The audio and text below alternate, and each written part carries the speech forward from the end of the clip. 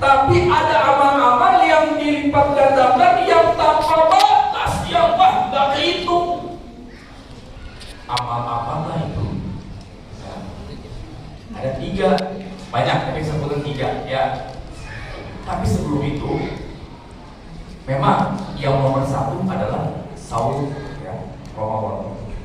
Bahkan Allah Subhanahu wa taala dalam hadis qudsi berfirman bahwasanya setiap amal Ibnu Adam, Bani Adam itu dilaksanakan di akhir amsalnya adalah samia 10 sampai 700 kali dipakai soma baik namuli wa ana ajbi taraka syahwatahu wa ta'amahu wa syaratahu min ajli.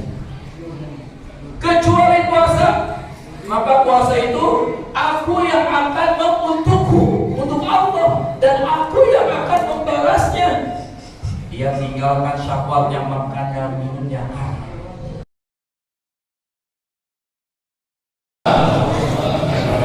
Alhamdulillahilladzi hadana li hadza wa ma kunna linahtadiya laula an hadana Allah. Asyhadu an la ilaha illallah wa asyhadu anna Muhammadar Rasulullah. Allahumma shalli wa sallim ala nabiyyina Muhammadin wa ala alihi wa sahbihi ajma'in. Ya ayyuhalladzina amanu taqullaha wa qulu qawlan sadida yuslih lakum a'malakum wa yaghfir lakum dhunubakum wa man yuti'illaha wa rasulahu faqad faza fawzan 'azima. Allahumma ij'alna mimman shawma shahra wastakmala al-ajra wa adraka lailatul qadr wa faza bi faizati rabbi tabaraka wa ta'ala. Amma ba'd. Hadirin sekalian rahimani wa rahimakumullah. Alhamdulillah, segala puji bagi Allah yang telah memberikan nikmat iman, Islam, kesehatan, kekuatan, sehingga kita masih bisa menikmati nikmatnya beribadah di bulan Ramadan kita cintai ini. Salawat dan salam kita sampaikan kepada junjungan Nabi besar Muhammad sallallahu alaihi wasallam, keluarganya, sahabat Nabi dan tabi'in, dan semoga kita termasuk umatnya nanti yang kelak akan mendapatkan syafaat dari beliau dengan izin Allah Subhanahu wa taala. Alhamdulillah, bersyukur saya bisa kembali ke hadir bersama jamaah sekalian di momen Ramadan ini. Semoga Allah Subhanahu wa taala jadikan pertemuan ini majelis yang Allah ridhoi. Alhamdulillah rahmat kepada kita semuanya. Dan tadi ketika berbuka kita telah mendapatkan janji dari baginda sallallahu alaihi wasallam. Lisa'imina farhatan, farhatun indal fitri wa farhatun indal liqa'i rabbih. Bagi orang berpuasa ada 2 kebahagiaan, yaitu kebahagiaan ketika dia sedang berbuka puasa dan kebahagiaan ketika nanti dia bertemu dengan Rabbnya. Artinya pasti yang buka puasa bahagia, betul tidak? Ada sedih nggak? Ada sedih nggak buka puasa? Semua bahagia. Dan sementara klasemen sultan sementara masih gorengan. Nomor 2 es campur, es buah. Atau nomor 3 kolak. Atau di sini apa sudah ada perubahan klasemen ya? Biasanya gorengan yang paling utama. Tapi apapun juga, mau dengan kurma, mau dengan gorengan, mau pakai bagusan, gorengan bagus sama aja. Kita bahagia, betul tidak? Karena janjinya seperti itu, kata Nabi akan memberikan kebahagiaan bagi orang berpuasa. Dan semoga kita semua termasuk yang tidak termasuk orang-orang yang didoakan oleh makhluk yang mulia di langit, Jibril, dan diaminkan oleh makhluk mulia di bumi, yaitu Nabi sallallahu alaihi wasallam, dengan doa kejelekan bagi 3 kelompok manusia. Salah satunya adalah Jibril katakan, Rabbi ma'ankum abdin dakhala alaihi ramadan lam yudhurkan lam yufarlahu ma. Celaka, hina kata Jibril orang yang masuk bulan Ramadan, setelah Ramadan berlalu, salafat dan berlalu, maka dia tidak diampuni Allah Subhanahu wa taala. Maka didoakan oleh Jibril, celaka, diaminkan Nabi mulia, amin. Celaka,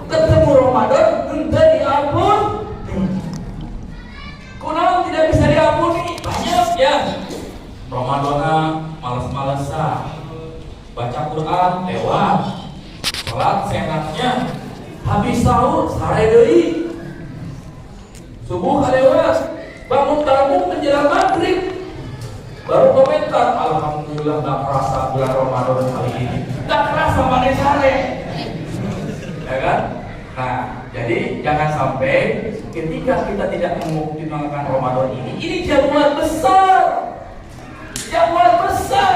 Orang pengen bertemu dengan Ramadan. Salah seorang ustaz di Sukabumi habis hari Jumat kemudian sholat subuh, Ramadan itu menghadap ya? Malam Sabtu ya itu habis selesai asim selesai sholat jadi imam subuh. Ramadan hari pertama jadi imam subuh, meninggal dunia. Artinya bersyukur kita ini masih bertemu Ramadan. Maka tentang separang saudara ketemu Ramadan untuk bisa bermanfaat dan malas-malesan, ya kan? Puasa ayakan teh anu aya diangkat, ya kan? Masya Allah. Maka mudah-mudahan seperti itu. Contoh saya kasih perumpamaan, misalnya Pak Ustaz Syarif acara akikah, ngundang jamaah, ayo ke rumah kita acara akikah. Kira-kira di rumahnya banyak makanan nggak? Banyak minuman nggak? Daging kambing ada, ya kan? Air ada, teh manis ada, kopi ada, snack ada, ya, kue basah, kue kering, silakan. Semua ada. Kemudian setelah itu jamaah, seminggu kemudian datang lagi ke rumah Pak Ustadz Syarif. Kira-kira masih ada tidak itu? Hah? Daging kambingnya ada tidak? Kue basah, kue kering? Ya, es buah, nggak ada. Ada juga paling kaleng pembuat isinya ranginan, paling gitu. Paling air putih mah ya benernya. Nah bedanya beda momen, betul tidak? Kita Ramadan, pahalanya berlipat ganda, masya Allah, ya kan? Luar biasa, ya kan? Memang nanti sawah biasa saja, ya. Makanya inilah kita sedang dijamu oleh Allah Subhanahu Wa Taala. Makanya harus tetap semangat. Ya, itu yang sebelum saya mulai dengan materi kita ya. Jadi hadirin sekalian, kita harus bersemangat ya menghadapi hari-hari yang akan kita lewati di bulan Ramadan. Itu yang inti yang pertama yang ingin saya sampaikan. Kemudian hadirin sekalian, rahimani wa rahimakumullah. Ya, pada kesempatan yang berbagi ini saya akan menyampaikan terkait dengan ada beberapa amalan yang pahalanya tanpa batas. Ada beberapa amalan yang pahalanya tanpa batas. Biasanya pahala itu di akhir amsalihah ila sab'iyah. Biasanya pahala orang itu 10 kali lipat atau sampai 700 kali lipat. Tapi ada amal-amal yang dilipat gandakan yang tanpa batas, yang tak hitung. Amal apa itu? Ya. Ada 3, banyak tapi sebutkan 3 ya. Tapi sebelum itu, memang yang nomor 1 adalah saum ya, Ramadan. Bahkan Allah Subhanahu Wa Taala dalam hadis qudsi berfirman bahwasanya setiap amal Ibnu Adam, Bani Adam itu disabdakan di akhir amsalnya adalah sab'iyah 10 sampai 700 kali lipat. Bila soma fa'innahu li wa ana ajbi taraka syahwatahu wa ta'amahu wa syarabahu min ajli. Kecuali puasa, maka puasa itu aku yang akan untuk Allah dan aku yang akan membalasnya. Dia tinggalkan syahwatnya, makannya, minumnya. Maka Al-Imam Ibnu Rajab Al-Hambali mengatakan, kenapa pahala tanpa batas? Karena puasa itu adalah ibadah tersembunyi, hanya Allah yang mengetahui. Maka pahala tanpa batas. Bisa nggak kita bawain orang pada puasa? Bisa nggak? Gampang, ya. Kalau teman-teman, pura-pura buang air, udah panas banget namanya. Bapak-bapak sahur bareng sama istrinya sama anak. Semangat ya kan? Itu masuk kerja jam 9, jam 10 di kantor. Pas buka pintu di belakang ada kulkas. Pas buka, aduh, es campur sinar garut. Panas-panas jam 10, tengok kiri kanan, istri nggak ada, karyawan nggak ada, anak nggak ada, ya kan? Hanya ada dia dan Allah. Kira-kira ada yang tahu nggak? Dia seteguk dua teguk es campur nggak ada. Karena ibadah serta hanya dia dan Allah. Begitu jalan maghrib, beli takjil pembanyaknya, makan pambulanan, eta kelakuan. Orang apa? Karena tadi hebatnya Saumi, karena apa pahala tanpa batas? Karena untuk Allah kata Imam Ibnu Rajab Al-Hambali, karena amanatnya tersebut tanpa batas, juga ini hisab. Makanya ada kisah dalam hadis yang sahih, itu sahabat Thalhah bin Ubaidillah. Thalhah bin Ubaidillah ini sahabat yang mulia bermimpi melihat dua orang meninggal yang selang 1 tahun. Jadi dalam mimpinya itu beliau bermimpi tentang dua orang sudah meninggal. Dua-duanya meninggal selang 1 tahun. Yang satu meninggal sedang berjihad fisabilillah. Yang duluan ya, meninggal pertama ya, meninggal sedang perang. Setahun kemudian sahabatnya setahun meninggal tapi tidak sedang perang. Ya kan? Paham ya?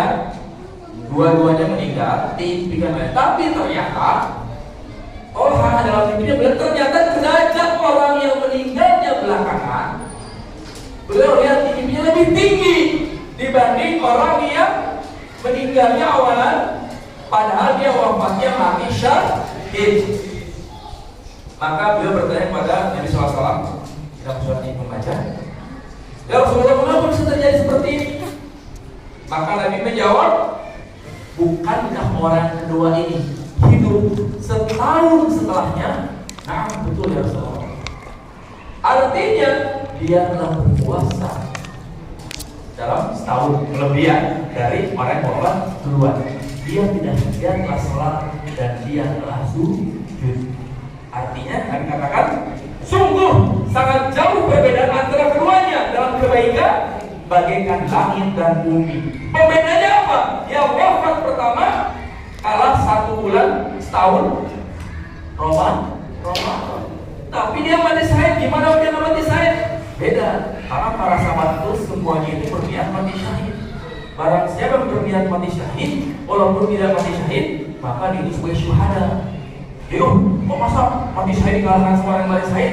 Sahabat beda. Mereka semuanya bercita-cita untuk mati syahid. Ya, pahalanya walaupun tidak meninggal mati syahid, pahalanya tetap mendapatkan kalau dengan mati syahid. Walaupun Khalid bin Walid puluhan kali berperang meninggal di atas kasur, tapi yang berniat mati jalan Allah dan ikhlas dan jujur dengan niatnya itu, maka bisa mati syahid. Tetapi yang membedakannya adalah apa? Karena yang kedua dia masih bertemu bulan Ramadan, masih sholat bersama setahunnya sebagai warga ya. Berarti kita bersyukur dengan teman-teman kita mungkin tahun lalu masih di saf pertama, 3 tahun mungkin di saf kedua. Bayangkan mungkin saudara-saudara kita yang dulunya berjamaah di sini, ya kan? Ya, ingin rasanya mungkin ingin bertemu Ramadan lagi. Dan kita uyuhan Allah berikan umur, gitu kan? Masa kita menyanyiakan waktu yang edisi spesial luar biasa ini, ya? Sekali lagi, maka bersyukurlah ketika Allah takdirkan kita masih berada di bulan Ramadan. Jadi apa tadi? Yang pertama itu pahala apa? Puasa. Yang pahalanya tanpa batas. Yang kedua adalah pahala yang tanpa batas bagi orang yang memaafkan orang lain, mudah memaafkan kesalahan orang lain. Apa dalilnya? Surat As-Sura ayat 40. A'udzubillahi minasyaitonir rajim. Faman 'afa wa aslaha wa ajruhu 'ala Allah. Maka barang siapa memaafkan dan berbuat baik, maka pahalanya di atas tanggungan Allah. Kata Ibnu Qayyim Al-Jauzi menjelaskan bahwasanya memaafkan bukan sekedar menahan balas dendam, tapi juga menyingkirkan rasa dendam dari hati sehingga dalam kebencian. Tidak mudah memaafkan orang. Betul tidak? Betul tidak? Najis ya, maafkan. Gitu kan? Padahal kalau kita mau memaafkan orang lain itu pahalanya tanpa batas. Masya Allah.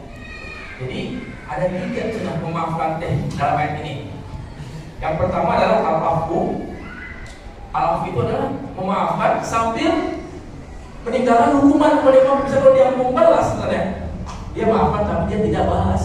Itu namanya definisi memaafkan itu al-afu. Yang kedua adalah as-safu, berlapang dada dan tidak memberikan celaan. Kadang-kadang kita memaafkan orang lain tapi lidah kita masih mencolok. Ya udah saya maafin kesalahannya. Wah parah dia itu. Orang balik. Berarti memaafkannya tidak sempurna. Harus ada as-safu, yaitu dengan meninggalkan celaan. Ya, udah yang sudah minta maaf kita maafkan. Nggak perlu kasih embel-embel. Dia udah minta maaf sama saya nih. Jadi dia salah kan? Maka terbalik di rumah tangga. Itu memaafkannya belum sempurna. Harus ada as-safu, yaitu berlapang dada. Kemudian harus ada al-ihsan. Gantilah dengan perbuatan baik. Contohnya Abu Bakar As-Siddiq ketika putri yang mulia Siti Aisyah istri Nabi SAW difitnah lakukan perbuatan zina oleh orang-orang munafik. Ada salah seorang kerabat dari Abu Bakar, Mistah, yang biasa dibilang santunan oleh Abu Bakar tiap bulannya, ternyata itu menyebarkan hadis ifki, berita bohong tersebut. Sakit hati gak Pak? Kita biasa ngasih santunan pada orang, orangnya ikut menyebarkan tuduhan kepada anak kita berzina. Sakit hati tidak? Kita sakit hati tidak? Maka Abu Bakar langsung berkata, saya akan menyentuh donasi santunan keterlaluan. Turunlah ayat Al-Quran yang menegur dengan sikap orang tersebut, yang meminta agar Abu Bakar untuk memaafkan. Maka Abu Bakar memaafkan dan santunannya dilanjutkan lagi. Itulah maksudnya ihsan, tetap berlaku baik. Jadi pengertian memaafkan itu harus ada satu tadi ya, ada al-afu, memaafkan tanpa dendam. Yang kedua as-safu, memaafkan tanpa mencela, ya. Kemudian tambah dengan kebaikan. Jangan balas dengan kejelekan, tapi kita balas dengan kebaikan. Nabi SAW ketika dakwah ke Taif itu sekarang itu kalau yang umroh, Taif itu daerah Mekah yang terkenal dingin. Ya, Taif ya. Kalau ada yang pernah umroh dalam 6 bulan terakhir ini, biasanya kalau orang umroh ke Saudi sekarang itu ada wisata ke Taif. Katanya ada kereta gantung, saya belum pernah. Ya, Taif, daerah Taif. Sekarang makan untuk umrohnya banyak iming-iming ya. Ke Taif, ke Turki dulu. Kemarin saya baca nih, umroh bersama kami, ya kan? Nanti bonus nonton Cristiano Ronaldo di Jeddah Al-Nassr. Wah, ayah-ayah lain nonton Cristiano Ronaldo. Aduh, lumayan. Umroh nonton Cristiano Ronaldo di Jeddah, ya kan, di Riyadh, ya kan? Nah, Taif, Taif itu adalah wilayah Arab yang dingin, karena tempat wisata, tempat pertanian. Dalam ke sana, Nabi dilemparin batu, anak-anak dilemparin batu sampai Nabi berdarah-darah. Berdarah-darah lemparin batu, sahabat tutup. Saya mulai Nabi berlindung di sebuah kebun orang asing bernama Adas. Sambil berdarah-darah kemudian turun malaikat penjaga gunung yang menawarkan kepada Nabi untuk menjatuhkan 2 gunung kepada penduduk Taif. Pak, kalau kita ada yang menyiksa malegokan sama kita berdarah, kira-kira kalau datang backing berapa? Salah lemparin. Aja. Ya bayangin ya, udah dilemparin, dihinakan, diusir. Apa jawaban Nabi? Allah maafkan kau, Pak Inna Allah yang mengampuni, ya Allah. Ampunilah kaumku karena mereka tidak mengetahui. Kemudian katakan, aku berharap dari tulang sulbi mereka, artinya anak perempuan mereka, akan lahir anak perempuan yang mentauhidkan Allah dan menjauhkan dari syirik. Dan dengan memaafkan hal tersebut, sampai sekarang penduduk Taif keturunan orang-orang Islam. Betul ya? Karena apa? Berawal dari memaafkan. Ya, jadi itu pahalanya itu memaafkan pahalanya biwari tanpa batas. Banyak contoh-contoh lain ketika ditoib, kemudian ketika Imam Hambal disiksa, Imam Taimiyah disiksa, mereka bahkan memaafkan. Ketika Imam Taimiyah disiksa, difitnah dengan Al-Quran itu sebagai makhluk dan sebagainya, maka orang-orang yang menyiksanya, kemudian justru mereka ditangkap oleh penguasa luar, setelahnya itu akhirnya malah dibantu oleh Al-Imam Taimiyah, malah dibantu, malah mereka malu, malah dibantu oleh para mereka siksa. Masya Allah. Satu lagi cerita tentang memaafkan ini, cerita tentang orang yang masuk surga. Kata Nabi, akan datang seorang masuk surga. Dia itu sahabat. Datang seorang Ansor, mungkin telah juga karena dia akan datang. Berarti kan dia telah menceritakan akan datang seorang penghuni surga. Datang seorang Ansor, sendal lipat, kemudian bertemu dulu. Kemudian Nabi akan sampai 3 kali akan datang penghuni surga. 3 kali musuh orang tersebut. Salah seorang sahabat yang bernama Abdullah bin Amr bin As penasaran apa sih amalan pojoknya? Tahu amalan pojok? Amalan gacoannya nih. Kata Nabi dia apa? Calon penghuni surga. Akhirnya beliau datangin bersiasat, saya ingin menginap di rumah orang tersebut. 3 hari menginap, melihatin amalannya biasa saja, tidak ada yang istimewa, sudah tahajud, sudah tahun sunnah, biasa saja. Kok ini amalannya biasa saja, tetapi malah Nabi surga. Kan kalah dengan para sahabat amalnya. Kok bisa masuk surga? Ditanya apa amal kamu? Jadi yang mau jawab, saya itu jawab apa amalan kamu? Beliau menjawab, saya sebelum tidur, ya, saya tidak pernah menyimpan dendam kepada setiap seorang muslim apapun. Artinya sudah memaafkan. Dia tidak ada rasa dendam. Dan aku tidak pernah dengki kepada seorang pun yang Allah berikan nikmat Allah kepadanya. Satu, dia mau maaf, tidak dendam. Sebelum tidur ya, lepaskan rasa dendam dan maafkan semua orang. Kemudian, dan dia tidak dengki kepada orang yang Allah berikan nikmat. Apa itu dengki? Dengki itu penyakit awal yang membuat iblis pun diusir dari surga ya. Ada dengki sama Nabi? Ada. Dengki itu SMS. Senang melihat orang lain susah melihat orang lain senang. Nah, orang ini walaupun amalan biasa saja, standar, tapi hatinya tidak ada dendam, tidak dengki. Kita apa? Aduh, Pak, itu si bapak itu beli mobil baru lagi. Gak bisa tidur. Dengki dari mana nih? Wah, tiba-tiba sana tuh anaknya dibeli sepeda baru. Waduh, besoknya gagal sedang beli sepeda baru. Dengki, tidak senang ada nikmat orang lain diberikan Allah kepada diri orang lain tersebut. Sifat itulah yang tidak ada dalam orang tersebut. Memaafkan, tidak dendam dan tidak dengki. Ya, nah itulah penyakit yang amalan yang sebenarnya sederhana tapi berat untuk diamalkan kata Abdullah bin Amr bin As. Nah, saya jadi ingat dengan almarhum wali kota Bandung, namanya Kang Odet.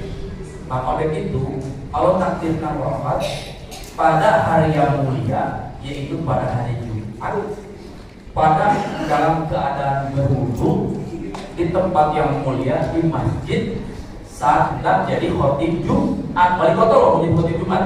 Sudah berwudu, sholat sunat 2 rakaat, meninggal di hari Jumat, dan ketika sedang berdakwah ceramah. Allah memuliakan beliau meninggal dalam keadaan luar biasa hari Jumat di masjid, mau ceramah dan meninggal. Ditanyakan salah satu ini direktur pada istrinya, apa sih amalan itu ya? Jadi suami saya itu sebagai seorang wali kota pasti banyak yang memimpin dan sebagainya. Jadi saya pernah suami saya itu kalau sebelum tidur dia diam tuh.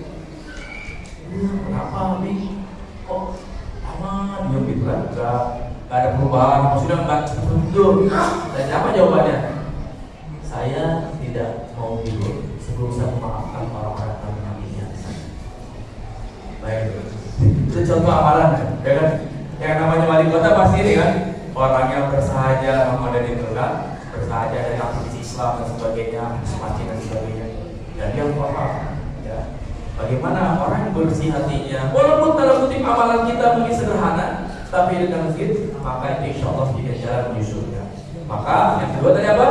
Pahala tanpa batas. Yang kedua adalah memaafkan orang lain, jauh dari dendam dan dengki. Yang terakhir, yang ketiga, amalan yang paling tanpa batas adalah sabar.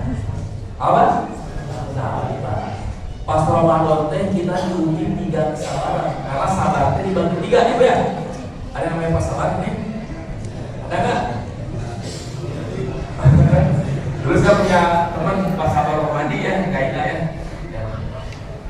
Satu, sabar dalam ketaatan, betul ya? Kemudian butuh sabar tidak? Butuh kan? Maghrib baru aja kita merasa pantasnya pengpisannya, baru aja tajil, pulang malam makan, bisa lebih. Nah, padahal penyakitnya ya berangkat sabar dalam ketaatan. Yang kedua, sabar dalam meninggalkan maksiat. Ya, ada godaan, mau melihat yang nggak benar di bulan Ramadan, di HP, iklan dan sebagainya, maka sabar dalam menahan dari kemaksiatan. Yang ketiga adalah kata Sulaiman, sabar dalam menerima takdir Allah Subhanahu Wa Taala. Misalnya pada musibah, ya kemarin saya kebanjiran, makanya harusnya saya malam Sabtu kemarin isi Pak, minta izin sekarang belum beres, ya.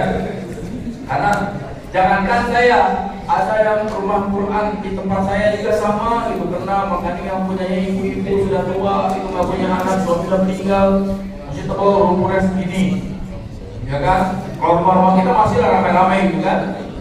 Teman-teman ada yang 3 meter, semuanya tinggal, kalau yang masih di Sui Cilengsi itu yang setelah Villa Nusaida itu semuanya 3 meteran, masih ya kan? Ini baru berapa? Beres. Saya sendiri masih tahun ini masih